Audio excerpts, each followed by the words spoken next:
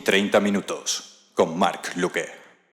Juez del Juzgado de Primera Instancia e Instrucción número 1 en Moncada, además de coautor del Secuestro de la Justicia, colaborador en distintos medios de comunicación, como pudieran ser 4 o La Sexta, en programas de tirada nacional de tal relevancia como Todo es Mentira o Al Rojo Vivo, también el Intermedio, por qué no decirlo, además de investigador y docente para la formación de magistrados.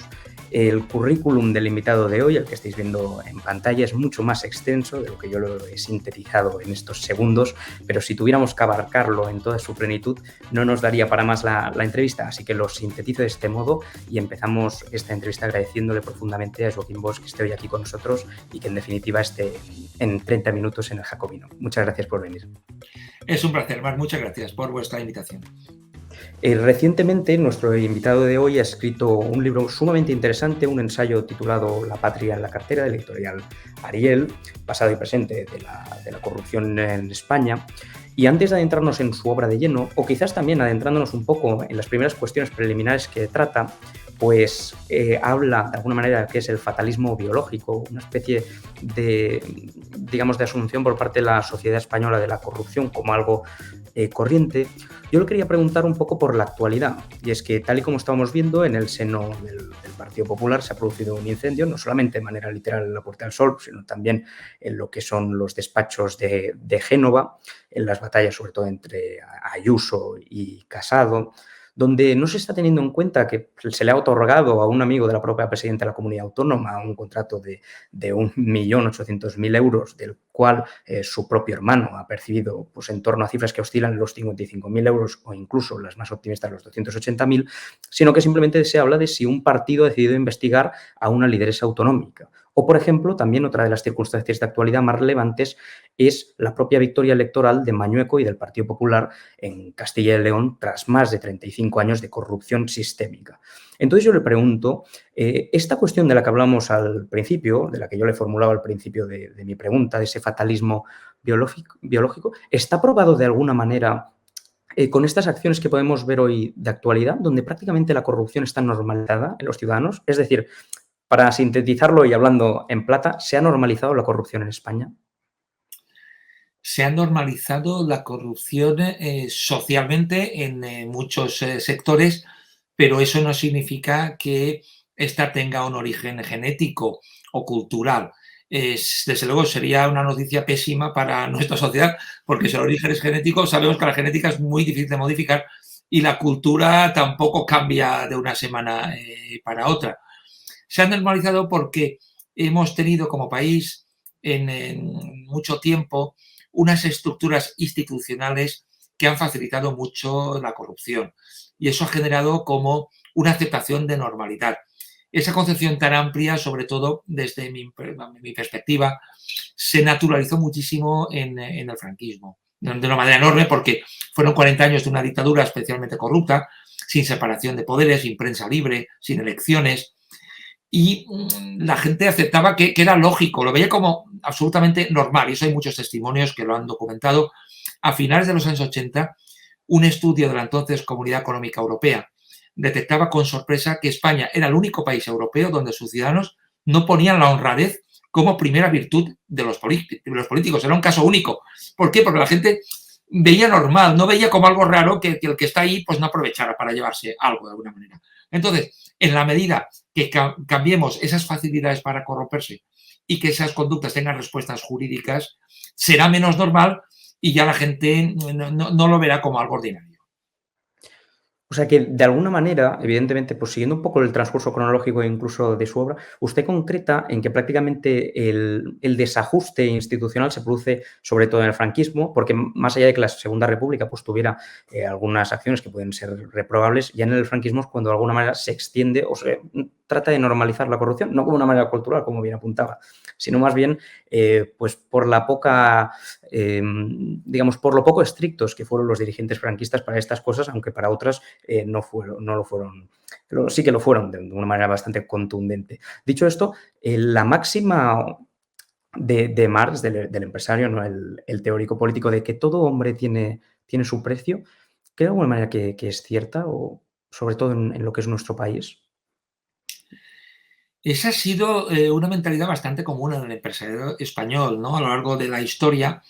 Y a mí me llama la atención el caso de Juan Marc, que hoy es conocido como un filántropo casi, ¿no? Como una persona que ha legado muchos bienes a la sociedad, pero no olvidemos que el empresario más destacado de nuestro país en el siglo XX, en gran parte se enriqueció con sobornos acreditados, vamos, por todos los historiadores que se han aproximado a su obra, en especialmente las dos dictaduras del siglo XX, en la de Primo de Rivera y en la de Franco. Y además antes, durante la Restauración, también había conseguido levantar un auténtico imperio económico, sobre todo en el mundo de la navegación marítima y en otros ámbitos. Otros empresarios en otras partes del mundo han pasado la historia por innovar con productos diferentes que han mejorado la vida de las personas y que han permitido avanzar a las sociedades. Aquí en España, en línea general, las grandes fortunas, o al menos las más significadas, se han conseguido con cercanías a los políticos. Y esta es una diferencia relevante que explica lo que estamos comentando de cómo funcionan las relaciones en el mundo político y el mundo de la empresa y cómo han sido configuradas las instituciones. Obviamente, esas concepciones están muy detrás de esa corrupción estructural que sigue habiendo en nuestro país. Yo en el libro cito un caso de estos que pasan desapercibidos, pero no entiendo por qué pasan desapercibidos, porque son casos capitales, además con pruebas irrefutables, porque cualquier jurista sabe que los hechos admitidos no necesitan prueba. Los hechos admitidos, claramente. A principios de los años 90, el entonces ministro de Obras Públicas, Josep Borrell, reunió en su despacho de ministro a los representantes de todas las principales empresas constructoras del país para pedirles que no siguieran sobornando a los políticos para conseguir las obras. Ahí estaban todas. Si las cito todas es porque estaban todas implicadas. Al día siguiente le contestó en los medios, eso está en las hemerotecas, está en cualquier periódico, yo pongo las fechas de los periódicos por si alguien tiene alguna duda o quiere complementar la información.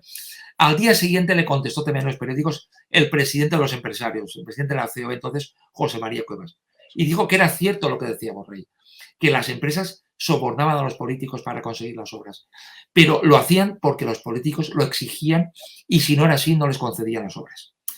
¿Quién de los dos tenía razón en esa versión contradictoria? Pues yo creo que no eran contradictorias, sino que eran complementarias. Los dos tenían razón. Y que tenemos auténticos problemas de integridad en la contratación pública en España. En la época de los años 90, no toda la corrupción obviamente llegaba a los tribunales. Solamente llegaba en algunos casos. Y hoy pasa lo mismo. Es la punta del iceberg la que llega siempre todos los delitos a los tribunales. Pero que esas mentalidades empresariales, favorecidas por conductas políticas poco ejemplares, son una constante en la última historia de nuestro país. Precisamente hacía usted hincapié al inicio, digamos, de la entrevista de que esta rutina sociológica había tenido, digamos, origen en lo que era el franquismo y evidentemente justo parece que le haya yo trasladado el guión, aunque debo confesar a la audiencia que no es así. Le iba a preguntar también por esa afirmación tan contundente y categórica que hacía José María Cuevas, presidente entonces de la COE tras la famosa reunión con Borrell, pero quizás retrotrayéndome un poco.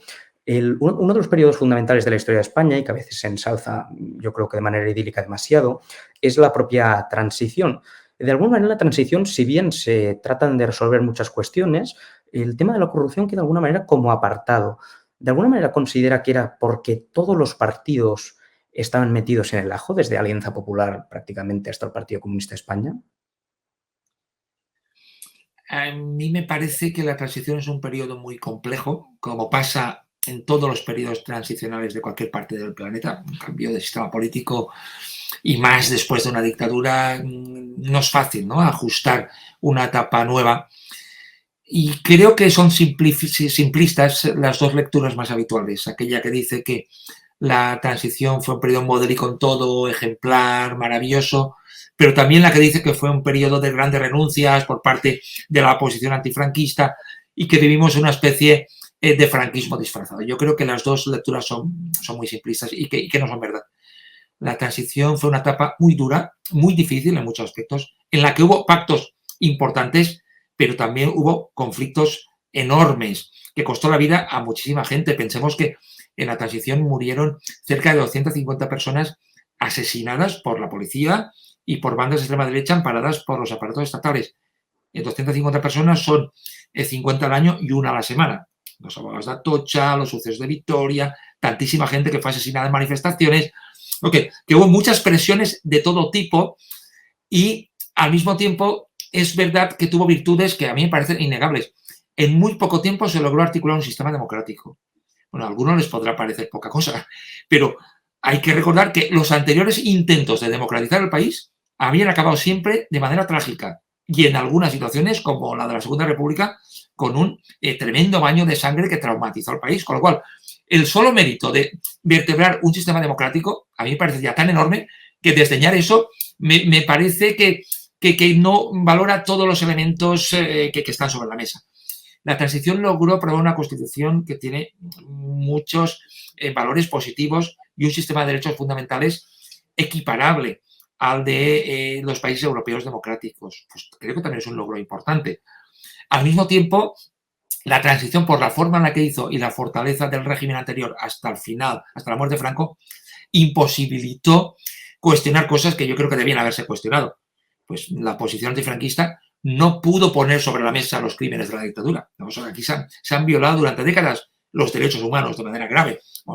Según han dicho todos los organismos internacionales, la ONU y otros organismos, y a la vista está, por todos los abundantes datos que tenemos, que las torturas, la violación de las libertades existió hasta el último momento. Claro, eso no se podía poner sobre la mesa, ni tampoco se podía poner sobre la mesa la corrupción que había afectado al régimen en todos sus rincones, porque con los dirigentes que venían de esa dictadura se estaban negociando esos pactos de Estado. Ese paso a un sistema democrático. Entonces, en el caso concreto de la corrupción, que es el que yo he intentado analizar, se afrontó el problema de la corrupción del franquismo ignorándolo. Simplemente no se hablaba del tema. Ahora todos sabemos que cuando hay un cambio de legislatura, ¿qué es lo primero que hace cuando hay un cambio de partido? Auditorías, investigaciones, se abren cajones, se levantan alfombras. Pues aquí hubo no un cambio de legislatura, un cambio de régimen político. Ni una investigación, ni una auditoría, ni una responsabilidad. Simplemente no se podía hablar del tema. Y claro, ese es un efecto de la transición, que no se cortó con esa corrupción del franquismo y, por tanto, hubo continuidades. Efectivamente, fue un poco, vamos, concuerdo perfectamente, totalmente con lo que usted menciona. Además, también aborda una cuestión que es como el inicio de las autonomías e incluso en la toma de poder del Partido Socialista. Estoy adentrados, digamos, una democracia liberal emergente, pero que ya de alguna manera pues empezaba a caminar por sí sola. Aquello que podría haber resultado como el parapeto de la corrupción, ¿por qué se contamina tan rápido? Porque es cierto que aunque existiera un funcionariado, unas estructuras institucionales que de alguna manera pues, resultaran hereditarias del periodo dictatorial anterior, ¿cómo instituciones de nueva creación acaban contaminadas tan rápido? Bueno, hay datos que son muy significativos, que es que la financiación ilegal de los partidos políticos empieza en minuto 1 de la democracia. Se aprueba la primera legislación sobre partidos políticos, 76, 77, que prohíbe expresamente, de manera taxativa, que puedan recibir fondos de países extranjeros. Pues ya sabemos que durante la transición hay datos que indican que el anterior jefe de Estado aportó dinero para la UCD desde Arabia Saudí y desde Irán, y que socialistas y populares recibieron dinero de Alemania, de Italia y de otros países ya desde el primer momento. Yo tengo la impresión de que había una falta de rodaje democrático, ¿no? Yo creo que, a pesar de los indudables méritos de la transición, había limitaciones claras. Los políticos que venían del franquismo no tenían experiencia democrática. Claro, ¿cómo la iban a tener si habían estado gestionando una dictadura, ¿no?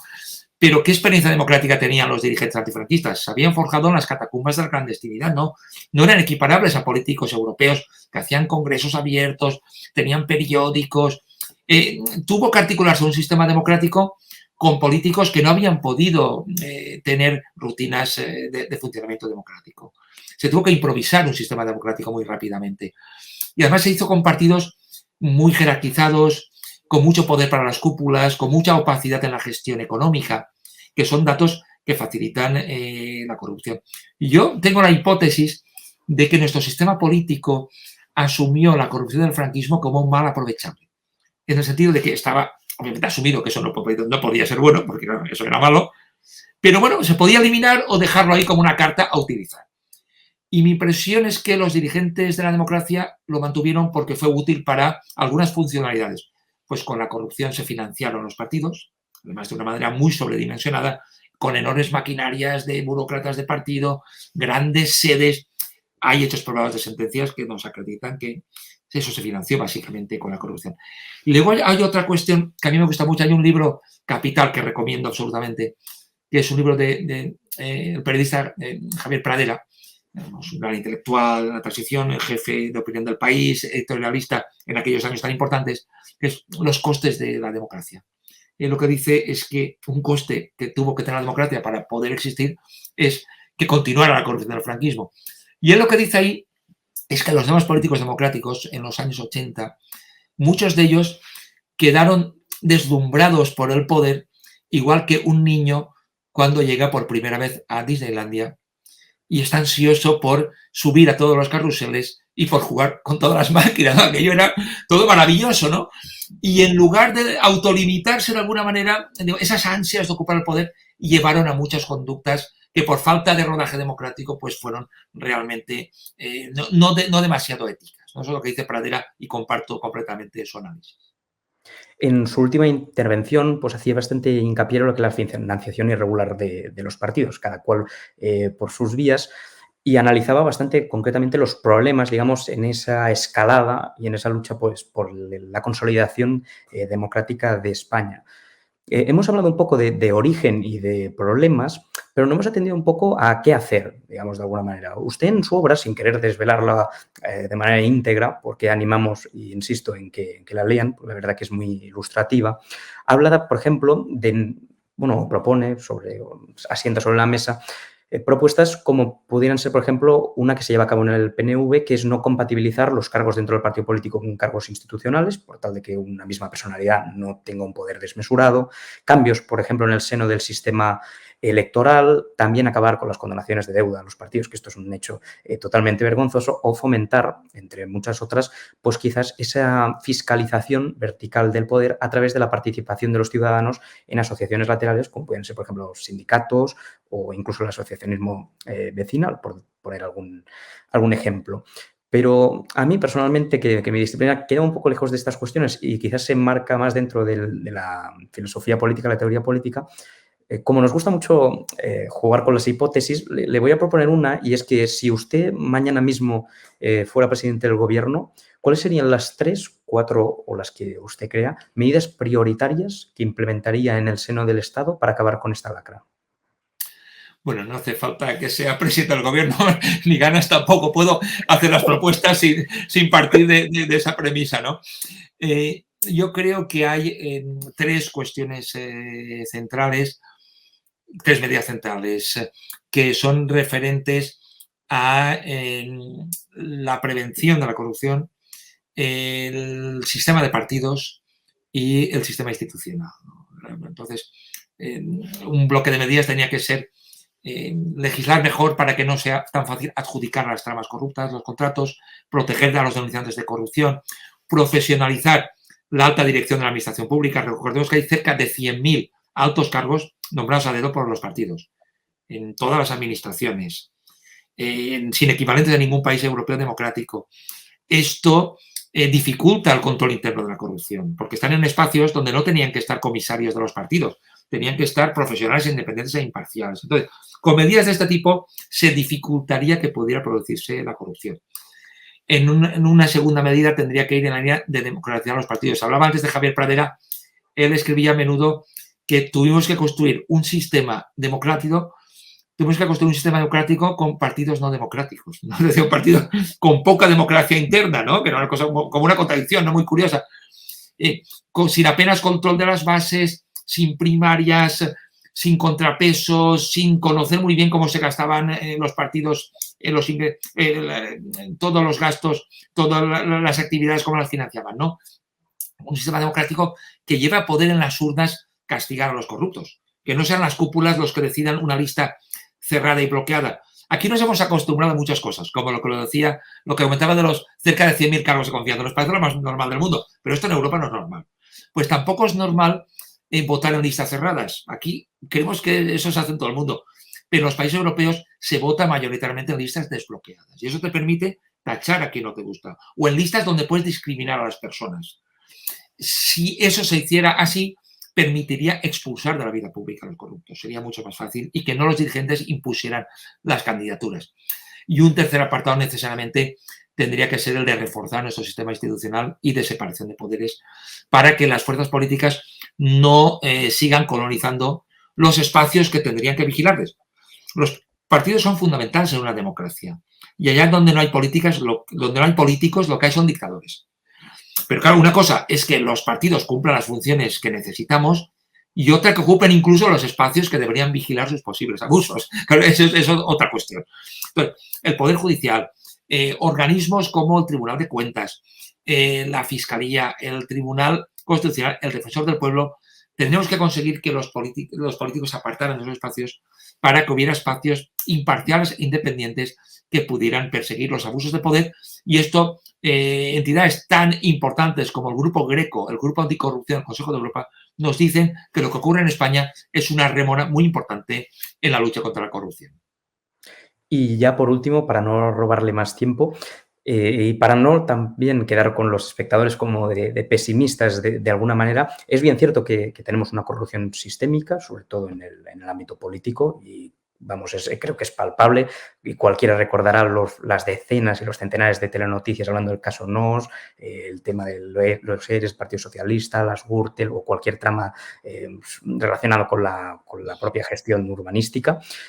Pero también no deja de ser menos cierto que los corruptores han acabado de alguna manera condenados y que como mínimo es una buena muestra observar cómo el propio yerno del anterior monarca pues acabó como mínimo pisando la cárcel, cosa que es bastante inaudita también en algunos países con monarquías, que estas mismas también están pues, en operaciones, o como mínimo hay algunos indicios de que puedan estar en operaciones de dudosa legalidad, pues condenados. Así que, de alguna manera, para concluir un poco esta entrevista, le quería preguntar si cree que el sistema español funciona.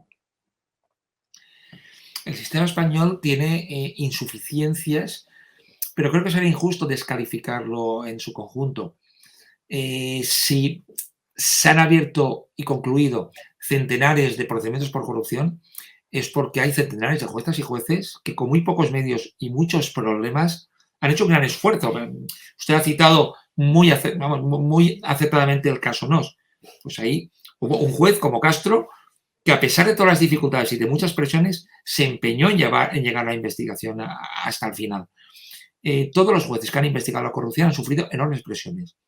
En el caso Gürtel, en el caso de los ERES, en el caso Naseiro, en el caso Filesa, es una práctica generalizada que el poder político no ha aceptado de buen grado ser investigado. Y más cuando había indicios clarísimos de prácticas fraudulentas y corruptas. Esa ha sido una tónica general. Pero es cierto que hay condenas, que tenemos políticos en prisión y que debía haber más. Pero para eso tenemos que mejorar nuestro sistema institucional. Estamos a la cola europea en el número de jueces y a la cabeza en el número de políticos corruptos. Es una contradicción preocupante. Necesitamos muchos más medios en los juzgados. Las tramas corruptas tienen más recursos para eludir la acción de la justicia de los que tenemos en los juzgados para perseguirles. A menudo los jueces perseguimos en bici a corruptos que escapan en Mercedes. Es decir, que se podía hacer más con más instrumentos, pero creo que nuestro sistema institucional, hasta ciertos niveles, ha demostrado la capacidad de poder afrontar estas situaciones. Si lo queremos hacer mejor, podemos hacerlo. A mí me gusta repetir lo que dicen los indicadores internacionales, porque me parece muy interesante. Lo que nos dicen desde fuera, que nos evalúan, es que estamos entre los 10 mejores países del mundo en cuanto a limpieza del proceso electoral, en cuanto a eficiencia en la organización de elecciones y en cuanto a respeto al pluralismo político. Es para estar orgulloso y creo que debemos estarlo.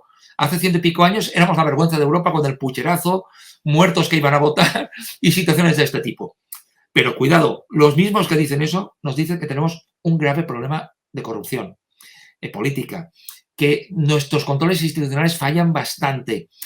Nos dicen también que tenemos debilidad en cuanto a los recursos que tenemos en nuestra justicia. Las dos cosas son verdad. Si hemos conseguido pasar de los pucherazos a ser un ejemplo en el mundo de buena gestión de unas elecciones, mucho mejor que Estados Unidos, por ejemplo, que allí hasta hay sospechas de fraude, de retrasos en el escrutinio. Si hemos conseguido mejorar en un ámbito, ¿por qué no vamos a poder mejorar nosotros? Por tanto, yo sí que abriría una puerta a la esperanza de que no tenemos un problema genético, como comentábamos, sino que tenemos insuficiencias institucionales, pero tenemos capacidad como país para mejorar. Pues tomamos nota y de sus consejos y se los agradecemos profundamente y sobre todo, digamos, de alguna manera fomentamos que más gente pues, tenga como mínimo esta esperanza y que presione evidentemente al poder político para que la haga posible. Y ya para concluir, en un minuto, ¿por qué hay que leer La Patria en la cartera? Más que leer, yo puedo decir por qué lo he escrito, ¿no? Porque lo he escrito y ha sido porque en un momento detecté que el tema de la corrupción, como juez instructor, allá donde he pasado por diversos partidos judiciales, he tenido casos de corrupción, además yo trabajo en Valencia, y entendí que no era un problema de delincuencia ordinaria de 4 manzanas podridas, sino que era un problema mucho más grave que afecta a la vida ordinaria de las personas por los enormes efectos económicos dañinos que genera. Sin corrupción tendríamos unos servicios públicos mucho más implantados y conseguiríamos acabar con las bolsas de pobreza. Son decenas de miles de euros los que perdemos al año por culpa de la corrupción.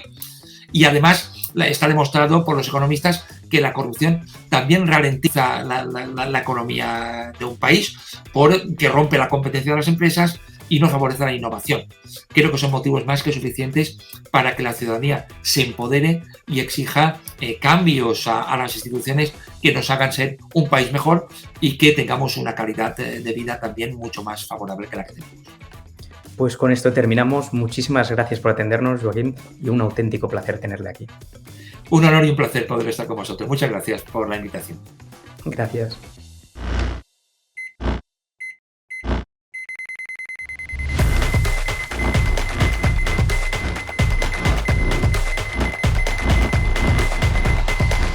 En 30 minutos, con Marc Luque.